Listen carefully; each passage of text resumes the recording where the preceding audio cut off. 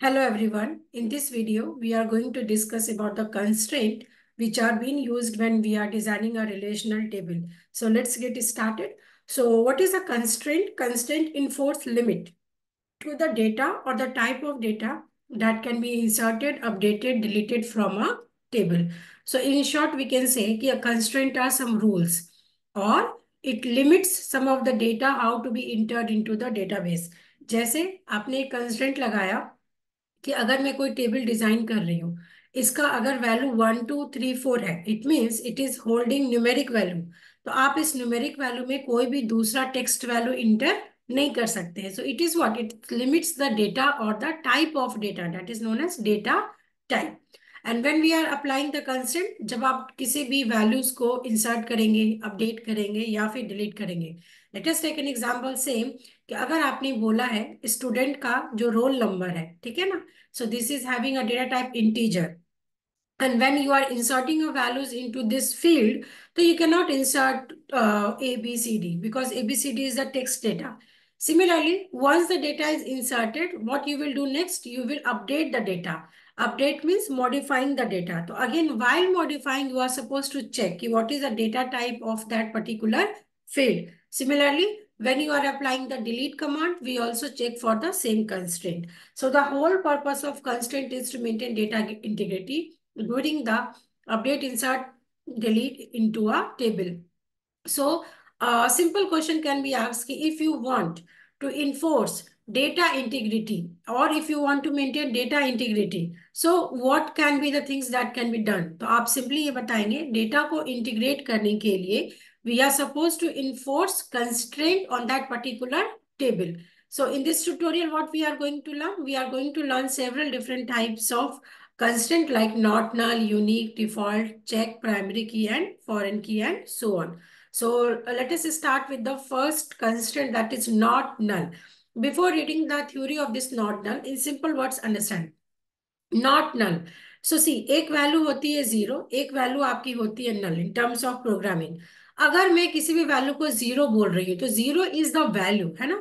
आप किसी एक variable, let us take an example X equals to, आप जीरो एक वैल्यू असाइन कर रहे हैं, तो यू कैन नॉट से कि this value is nothing, so it is having a value and that value is zero.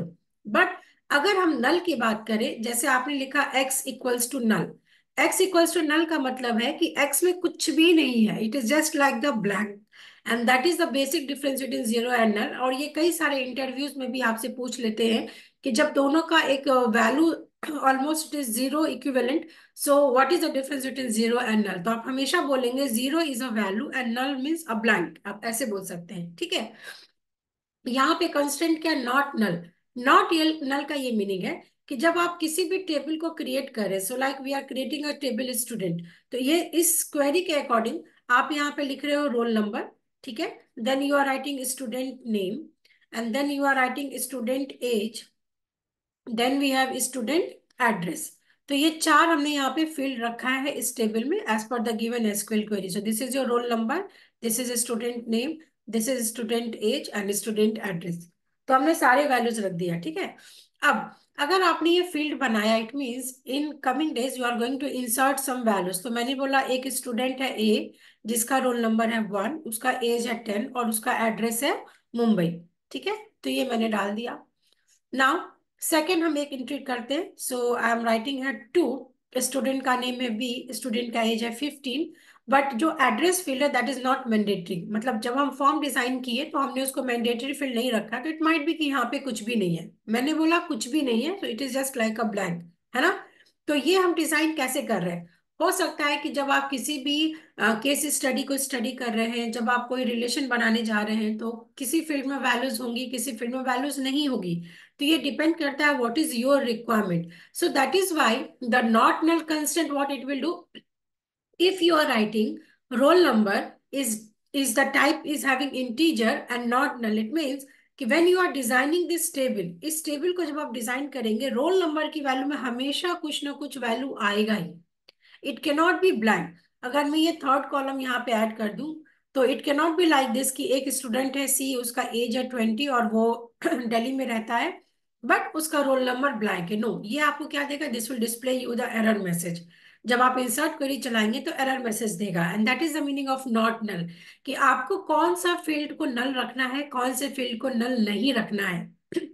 As per this SQL query, roll number हमारा not null है, मतलब उसमें कुछ ना कुछ वैल्यू होगी। स्टूडेंट का नेम को भी हमने नॉट नल रखा है, इवन एज को भी नॉट नल रखा है, कि अगर आप एक बेसिक स्टूडेंट टेबल बनाते हैं तो हर का रोल नंबर होना चाहिए, हर स्टूडेंट का नेम होना चाहिए और हर स्टूडेंट का एज होना चाहिए।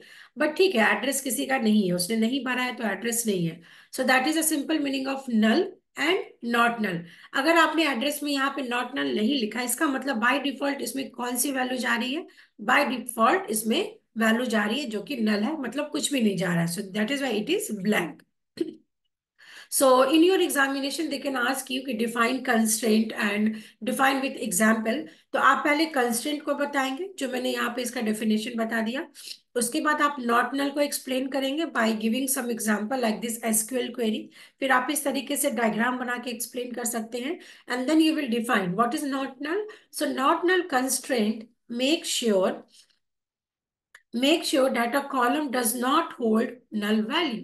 नॉट नल का मीनिंग ये है कि वो कॉलम में कम वो मेक श्योर मतलब उसमें नल वैल्यू कभी भी इंसर्ट नहीं होगा, does not hold null value when we don't provide value for a particular column while inserting a record, updating or deleting, it takes null value by default। कि अगर आपने नहीं डाला है तो वो by default null value ले लेगा।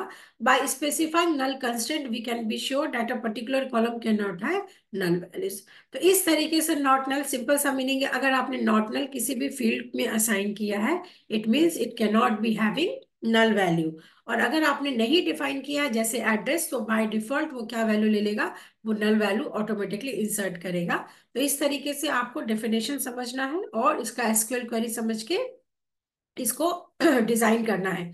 तो when you are running my SQL और एमएस एसक्यूएल तो ये कंस्ट्रेंट्स को जरूर डालें, है ना। बेसिक लेवल पे जब आपने एसक्यूएल क्वेरी रन कर लिया तो next time when you are doing again तो ऑल्टर क्वेरी के थ्रू, आप ऑल्टर क्वेरी के थ्रू इसको ऐड कर सकते हैं, या फिर आप इस टेबल को ड्रॉप करिए और फिर से रिक्रिएट करिए, और जब आप रिक्रिएट करें तो नॉट नल कंस्ट्रेंट के साथ इसको क्रिएट करें।